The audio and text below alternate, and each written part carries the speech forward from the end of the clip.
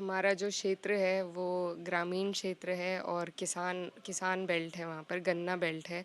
तो वहाँ पर एक मुद्दा जो कई सालों से लगातार चलते आ रहा है वो बकाया भुगतान का है, जो कि 14 दिन की गारंटी है जिसमें, लेकिन हो नहीं पाता है टाइम से।